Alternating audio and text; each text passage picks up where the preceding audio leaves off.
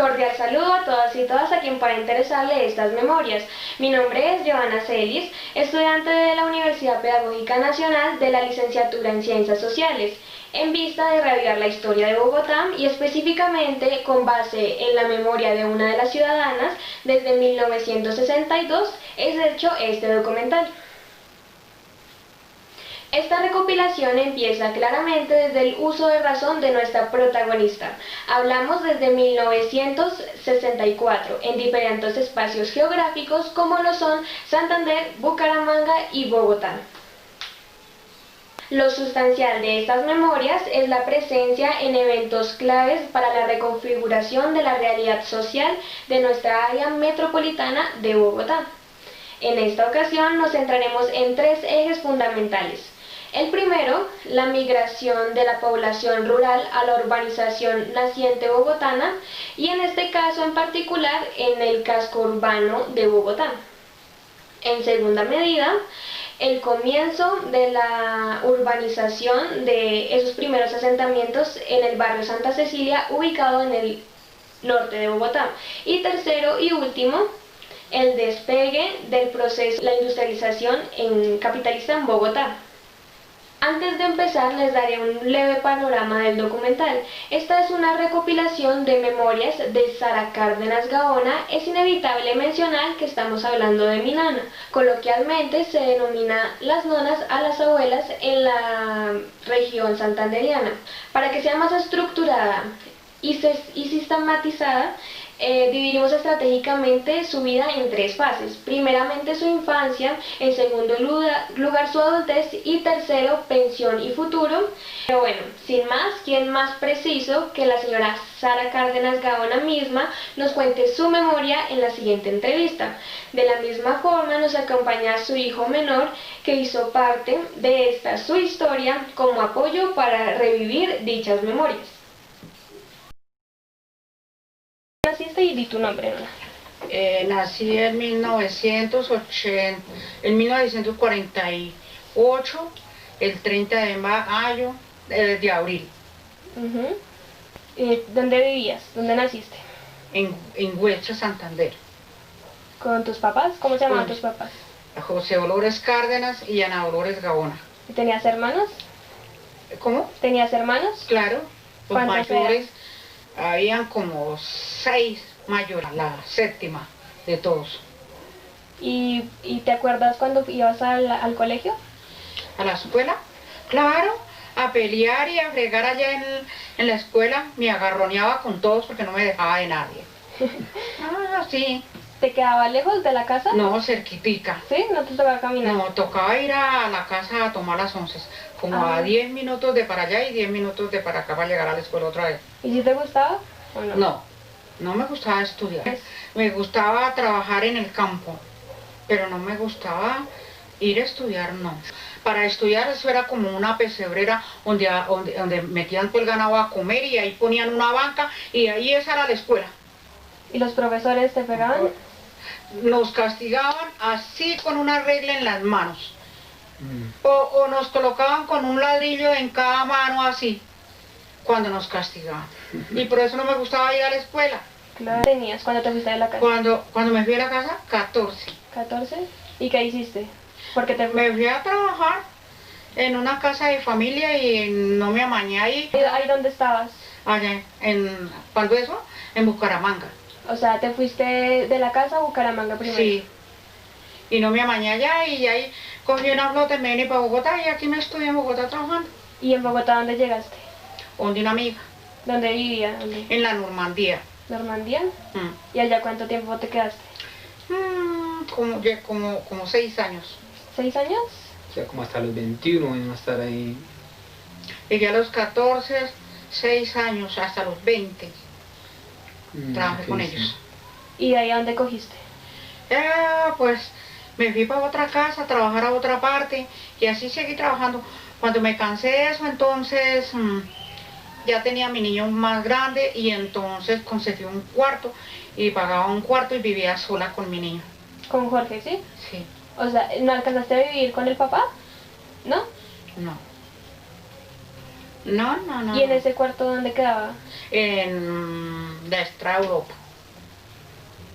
¿Y ahí qué pasó? Después. Ahí trabajaba y pagaba mi cuarto y vivía ahí mucho tiempo. Y en ese momento ibas trabajando de... En las casas de familia iba a Casas de trabajar por familia. días. Y ahí vivía sola el sábado y el domingo descansaba con mi niño, me iba para todas partes y ya. Ahí fue corriendo mi vida hasta ahora.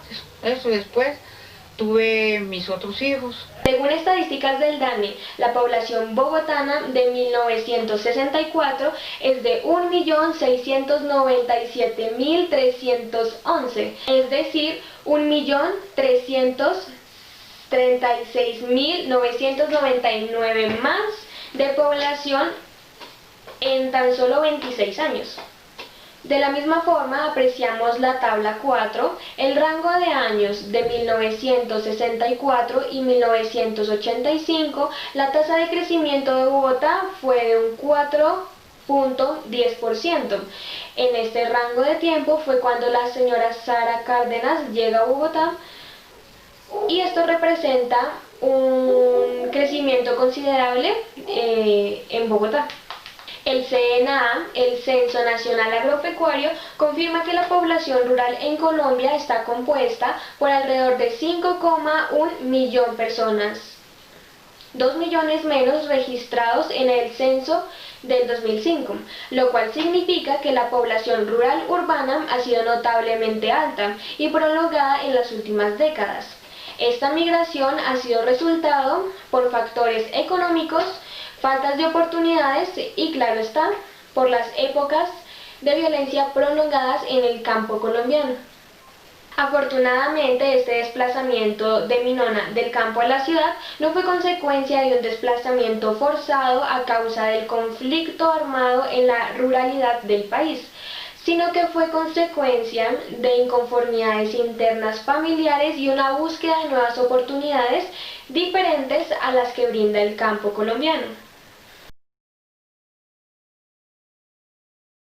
¿Cómo se conformaba tu familia? ¿Quiénes son tus hijos? ¿Quién es el mayor?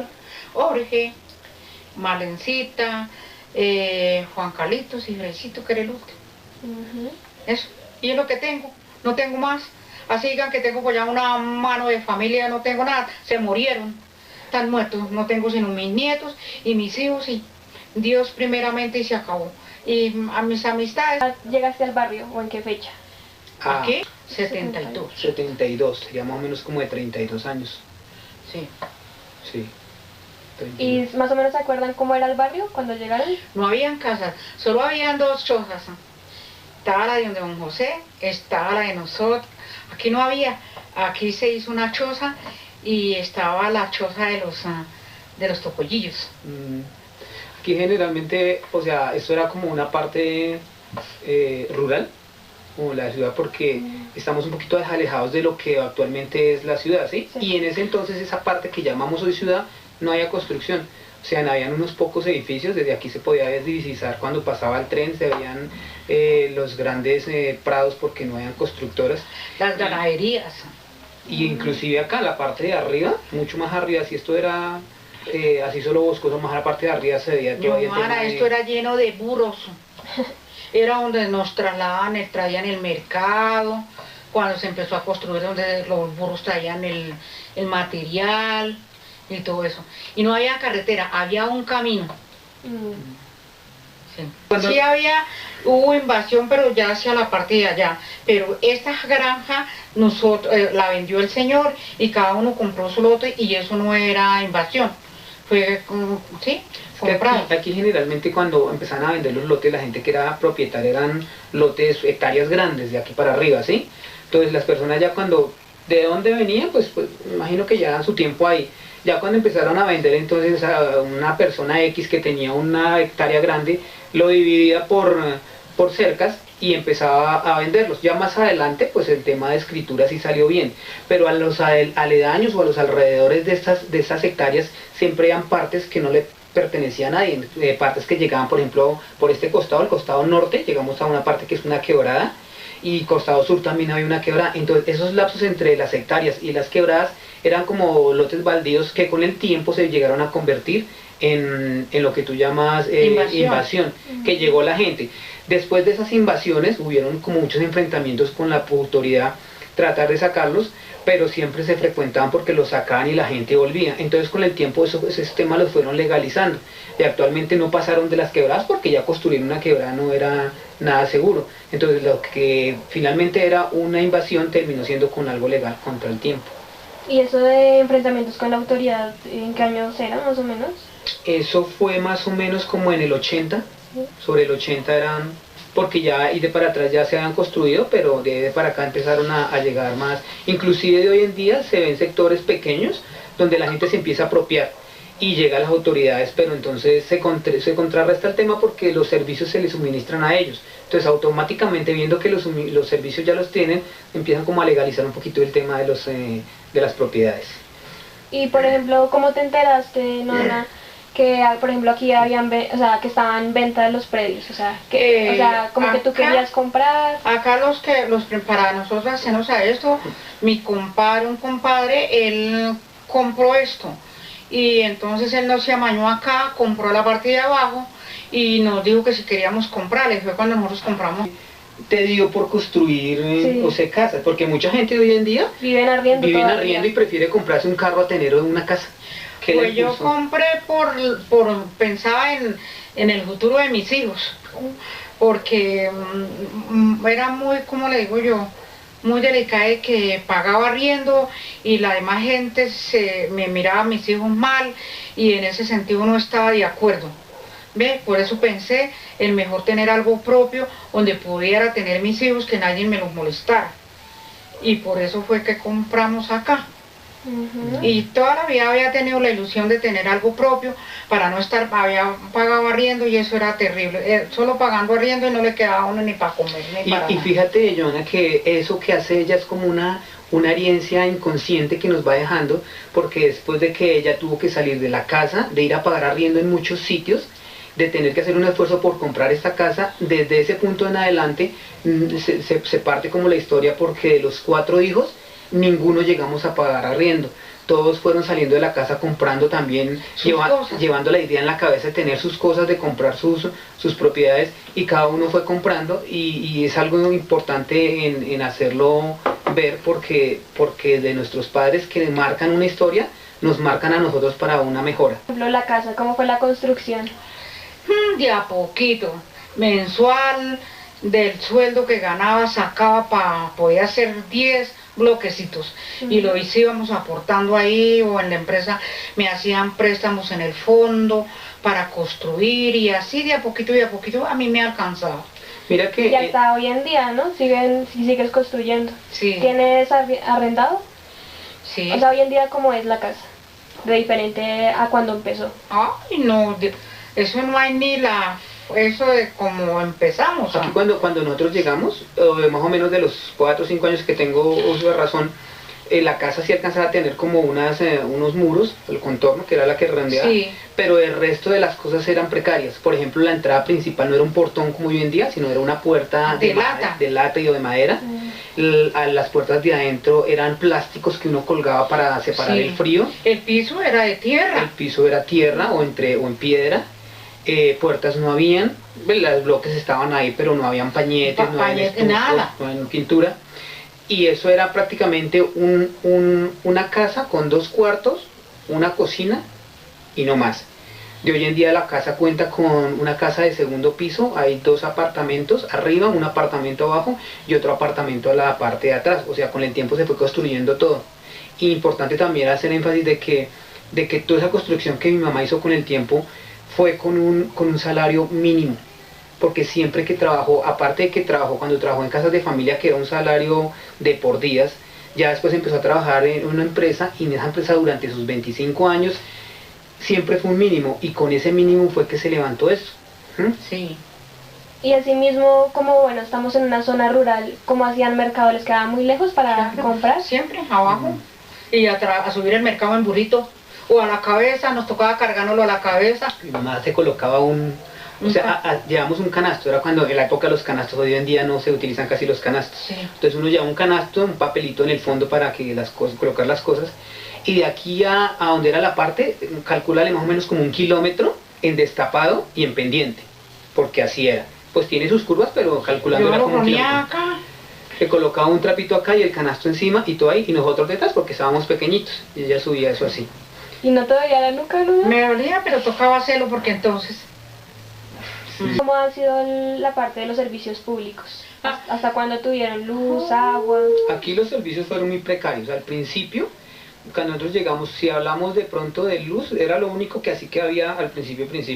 Seguido de acueducto de alcantarillado no había. El tema de acueducto, aquí nos surtíamos de agua de los pozos de los nacidos que había por la parte de las montañas. En el monte. Entonces ahí se conectaba, se llegaba donde había un nacido, caía agua. Entonces la misma gente, por ejemplo en este caso éramos 3 familias que nos reuníamos y hacíamos como un contorno en cemento, y ahí cuando el nacido llegaba y se llenaba de agua. Y por la tarde, por la parte de abajo salía un grifo, un tubo. Y de ahí en adelante cada una de las familias se encargaba de colocar una manguera plástica para que llegara a cada una de las casas. Y nos turnábamos, por ejemplo en el caso de nosotros nos tocaba el agua de las 7 de la mañana a las 11 de la mañana, entonces íbamos, conectamos la manguera y estamos pendientes yendo hasta el pozo y regresando hasta la casa y estar pendiente que las vasijas se llenaran, y ya a las 11 la otra familia automáticamente llegaba y nos quitaba la manguera a nosotros y ellos se conectaban, y así las 24 horas. Bueno, eso es el tema de bueno, agua. listo, eso era el tema de agua. Ya pues obviamente más adelante ya llegó el acueducto. El tema de alcantarillado, pues alcantarillado no había. Aquí se manejaba lo que llamaban pozos sépticos o letrinas, que era al acabar el pozo, colocarle así como una clase de baño, estilo Shrek, pues que han visto la película, así. Y ya después cuando el pozo se empezaba a llenar, obviamente pues por el tema de olores se tapaba y se migraba la casita a otro punto y se hacía otro hueco. Y así se hacía, eso era. ¿Dónde quedaba? ¿Aquí? Aquí quedaba hacia el fondo del lote. El fondo del lote. Generalmente como en el campo, siempre el baño quedaba retirado un poquito de la casa. Eso era lo que era de alcantarillado. Teléfono en ese entonces no hubo, y para llegar a tener el teléfono fue bastante tedioso, después de que la gente ya tenía su teléfono, aquí por el tema que era un poquito rural, era retirado, entonces casi no llegaban los servicios así como tan con prontitud. ¿Y qué otro servicio? Gas sí llegamos a tener, pero mucho tiempo después. En ese entonces era cuando nos manejábamos con el tema de cocinol, que cocinábamos con cocinal, o lo que llaman gasolina, un tipo de gasolina diferente, con estufa 2 puestos y eso. Inclusive ni siquiera teníamos el cilindro de gas. La llegada del cilindro de gas con la estufa de gas, eso fue un avance porque duraba mucho tiempo cocinando con eso. No tan atrás como mucha gente en el campo que fue con leña y carbón, no llegamos hasta allá, pero sí fue la estufa de gasolina en adelante. ¿Y era peligroso? Claro. Sí, porque generalmente teníamos, o sea, no eran estufas nuevas, que fue una estufa nueva que compramos, Un no. escaparate ahí todo Sí, feo. que lo conseguíamos por ahí como un segundazo. Entonces cuando llegaban las cosas con deterioro, uno echaba la gasolina en el tanquecito rojo que algunas personas conocían, echaba la gasolina y tenía una cosita para bombear. Entonces cuando uno bombeaba se llenaba de presión y mandaba la gasolina a presión como una clase de jeringa. Cuando salía el fogón prendía. Entonces ese era el funcionamiento normal y era perfecto. Pero entonces resulta que como al parte del tanque tenía fisuras, se salía la gasolina por ahí y en cualquier momento se prendía todo. Entonces tocaba venir a estilo emergencia, apagar con trapos y eso, taparle con algo provisionalmente, con jabón, con plastilina, con algo, y volver a retomar el tema de la comida. ¿Y la luz? La luz... Sí se demoró harto. No, pero la luz alcanzamos a tener al principio, ¿o más o menos? No, me acuerdo. Nos tocaba con un mecho. ¿Acá en esta casa? Claro, papi. No, de pronto fue cuando yo estaba por ahí, tipo 3 años. Y ya recién llegados. cuando nos pusieron la luz fue cuando ya acabé yo con la estufa de gasolina y les compré una estufita eléctrica. Acuérdale, ya me iba yo más tranquila a trabajar porque ya no sé el cuento de que mis hijos se me iban a quemar para calentar, que estaban pequeños, ellos estaban pequeños. Pero, por ejemplo, tú venías de Santander y tus vecinos, ¿de dónde son? He llegado de varias partes. De varias Ha partes, llegado, porque esos pues, chochos son boyacos. Boyacá, ¿de dónde más? Por este lado de aquí. Hay de todos lados, del Cocuy, de Santander, de Podríamos llegar a afirmar de que la gente del barrio como tal, así como llegamos nosotros, la mayoría llegó, que eran sí, todos migrantes de llegaron otro lado. así. Estadísticas del DANE declara que en la localidad de Usaquén la tasa de crecimiento más alto fue en el lapso entre 1973 y 1985, con un 9,20%. Con esto podemos evidenciar el surgimiento de los primeros asentamientos en la localidad y por ende los primeros asentamientos en el barrio Santa Cecilia. Ahora vamos a hablar de tu trabajo. ¿A los qué años te acuerdas en qué años empezaste a trabajar en la empresa? A los 30 años, tenía 30 años cuando me fui a trabajar a la empresa. ¿Cómo se llamaba, te acuerdas? Se llamaba Borros de Colombia. ¿Y dónde quedaba? En la 38 con 11. ¿Y cuál industria era? Sí, ya era zona industrial. Ok. ¿Y cómo llegaste hasta allá? Trabajaba en un edificio en la 66 con 15 y ahí la gente del edificio me encarriló para trabajar allá en la empresa de aseadora y me fui a trabajar allá y ya me ascendieron a trabajar en una máquina y allá duré todos esos años que duré, 25 años trabajando allá. ¿Cuántos años duraste haciendo aseo y después te ascendieron? Poquito. ¿Sí? Para estar haciendo aseo duré como por ahí como 2 semanas, como 3 semanas. Ah, poquitico. Porque aprendí a manejar las máquinas y me pasaron a trabajar a las máquinas. ¿Y qué hacías en las máquinas difíciles? Cinta para las máquinas de escribir. Del exterior llegaba la materia prima para los productos que es todo lo que tenga que ver con oficinas, pero entonces llegaba por mayor. Por ejemplo, llegaban las cintas, unas cajas gigantes y rollos de cinta Pero blanca porque la mandaban al por mayor, y la empresa se dedicaba a coger esas cintas, entintarlas, colocarlas más pequeñas, y eran las famosas cintas que colocaban en las máquinas de escribir antiguas, que uno les colocaba la cinta y iba el rollito aquí pasando. Eso. Y la iba marcando.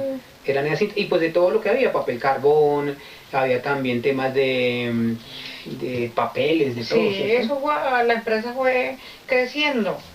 Y ahí me quedé hasta cuando completé 25 años, hasta cuando logré la pensión. El primer jefe que yo tuve... Rojas. Don Rojas. Don Rojas. ¿Buena gente? Sí, buena gente. Sí. Después ya cambió el nombre de la empresa Nocote de Colombia, S.A. y entonces ya vinieron otras personas del extranjero, pongamos los gringos, compraron eso con la gente japonesa y entonces trabajaba con ellos. ¿Y el transporte qué tal? El transporte sí, uno bajaba allí, cogía el bus hasta la 13 con 68 y ahí me bajaba y llegaba, eso sí subía. Y después ya nos llevaron para Fontibón y en Fontibón también hacía lo mismo. De aquí a la 13 y de la 13 allá a la empresa y me daba las mañas de llegar. Me iba a las 5 de la mañana y teníamos que entrar a las 7. Yo estaba a las 6 allá porque nos daban el desayuno y estaba lista para empezar a trabajar en las máquinas. Pero entonces eran 2 buses, ¿sí? Dos de para allá y 2 de para acá. La empresa me daba 2 y yo pagaba 2. Ok. ¿Ve? Okay. Nos daban el transporte y la alimentación. La empresa me daba 2 y yo pagaba 2. Ok. ¿Ve? Okay. Nos daban el transporte y la alimentación. El despegue del proceso de industrialización capitalista en Bogotá, que se remonta desde los años 30, la industrialización colombiana, en sentido técnico, el proceso mecanizado de transformación de materias primas que rebasa las meras necesidades domésticas y está destinado a un gran mercado, tuvo varios nacimientos y varias muertes antes de su consolidación decisiva. Esta industria se solidificó en la localidad de Puente Aranda, denominada también como zona industrial. En 1972, el Distrito Especial de Bogotá por decreto dividió la ciudad en 16 zonas, a las que se les constituyó alcaldía menor. Pasada la zona de Puente Aranda, pasó a ser declarada la nomenclatura del número 16 de esta área metropolitana de Bogotá, estableciéndole sus límites determinados y siendo administrada por un alcalde menor, nombrado por el alcalde mayor del Distrito Especial. Este decreto fue rectificado mediante el Acuerdo de 1977. Puente Aranda se convirtió en el epicentro industrial de Bogotá y además a sus alrededores se construyeron grandes urbanizaciones residenciales que poco a poco hicieron crecer más la zona, afirma la alcaldía local de Puente Aranda. Con el desarrollo industrial de Bogotá, la localidad empezó a convertirse en la sede de una multitud de pequeñas empresas manufactureras y con el paso del tiempo es el importante centro industrial actual. Mira, una cosa que hay que resaltar, por decirlo así, esa osadía que tenía mi mamá como persona, porque hoy en día uno decir, digamos, un citadino como nosotros, decir, me voy a ir a vivir para el campo, o sea, irse a vivir para el campo, esas condiciones de vida y hacer un trabajo totalmente diferente y tratar a una gente totalmente diferente y saber que cómo voy a hacer eso si nunca lo he hecho, ¿sí? Sí. Mi mamá venir del campo a enfrentarse a una ciudad con tantas cosas, cosa que no hizo de la demás familia. La demás familia sembró sus plátanos y con el tiempo migró a otros sitios a seguir sembrando más plátanos. Sí. No hizo lo que hizo mi mamá, decir venir a trabajar en una empresa, a conocer tantas cosas que no conocía y finalmente llegar triunfante hasta su pensión.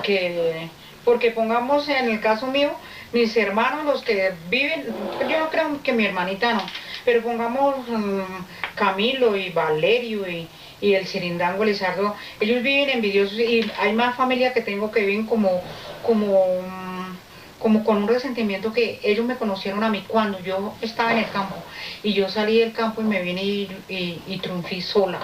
A mí no que mi tía, que mi abuela, que mi no sé qué, me ayudaron nada, nada. Yo sí salí sola con mis hijos adelante. No tuve a nadie. ¿Para qué me sirvió haberme casado, tener un marido, si tampoco me sirvió para nada? Me tocó hacerlo a un lado y si quería salir adelante, échele sola. Porque no era una persona de arranque. Pongamos el papá de Frey, él no era una persona que vamos a hacer esto, sí, hagámoslo, no. Él no le nacía hacer nada. Entonces uno le decía vamos a hacer esto y se ponía bravo. Hágalo usted, que usted sí puede, que no sé qué. Eso era lo que le contestaba a uno, entonces imagínese usted. Yo sí salí, le agradezco a mi Diosito que me dio mi salud y salí adelante sola. Esto no se lo debo a nadie, se lo debo a mi Diosito, que él me dio la salud reversa. Yo era la que tenía el empuje de todo, le decía a Juan, hacemos algo, hágalo usted, que usted es la que tiene plata. Imagínate, con esa me salía. Y nunca pongamos que vamos allí a hacer allí, escarbar para poner un ladrillo. Él no le gustaba hacer eso. No. Él no era que lo hicieran y vivir con un rey ahí. Entonces eso no era así. Y siempre el hombre era el que tiene que estar con la cabeza mayor para hacer las cosas, Joana. A descansar, aquí a rabiar con la Joana y ya.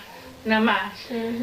Hay unos proyectos buenos que hay que resaltar porque mire que después de su trabajo allá y ahorita de su pensión tiene proyectos, sigue teniendo proyectos todavía porque está encaminada a retornar nuevamente el tema del campo, ¿no? Ir a vivir allá. Sí, porque... a descansar, quiero ir a descansar allá al campo, no que me vaya así que me dé la ilusión que voy a trabajar, que voy a tener muchas cosas, no, quiero descansar allá en la finca y que nadie me moleste para pasar, si Dios quiere, mis últimos días en paz.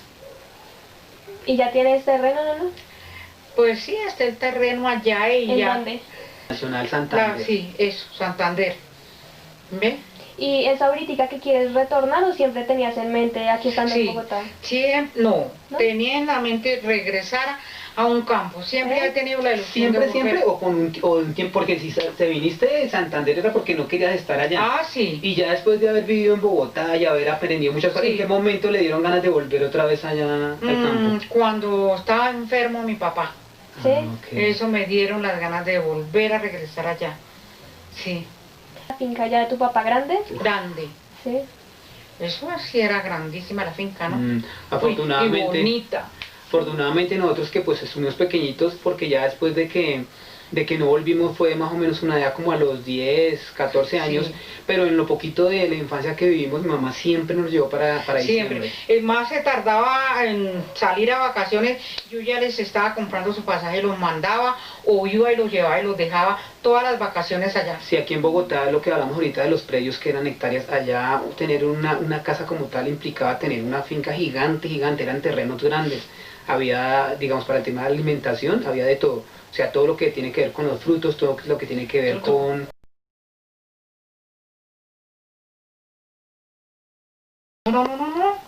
Ahorita hay mugre por todos lados. Es irónico porque cuando uno llega, había mucha, o sea, faltaban muchas cosas, era muy precario, ¿sí? Y uno diría, no, uno volver a vivir en Bogotá en ese entonces sería, uy, no, porque faltaban muchas cosas, transporte, muchas más Sí. cosas.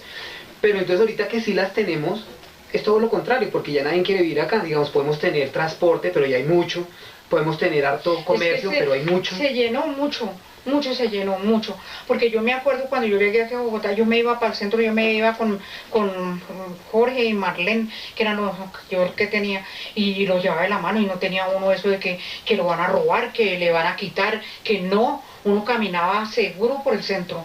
Y ahora vaya al centro y verá, hasta el chino se lo quitan de los brazos y se lo llevan. ¿O no? Sí, es cierto. Ay, Dios mío, señor, esto era terrible.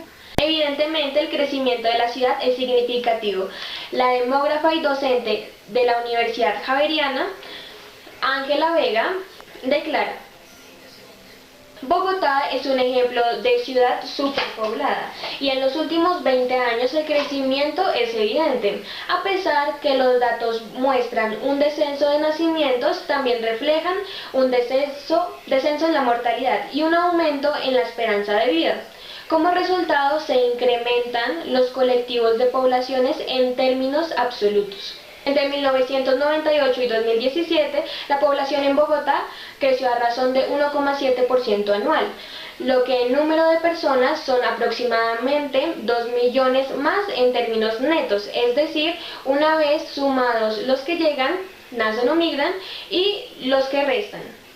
Los que se van, mueren o emigran. El atractivo de la ciudad está en el centralismo adoptado en Colombia. La capital es el centro de desarrollo de Colombia, de oportunidades educativas e incluso en atención de salud. Es evidente que en Bogotá cada vez somos más y la respuesta institucional no puede sentarse a esperar a que la estadística se cuantifique. El gobierno distrital debe ajustar sus políticas de demanda de servicios y garantizar bienestar a sus pobladores. De la misma forma, las proyecciones estatales de sus informes de análisis demográficos y proyecciones poblacionales de Bogotá no son muy alentadoras. Hoy contamos con 8.380.801 de población y se estima que en 30 años, en 2050, la población será de 11.048.721.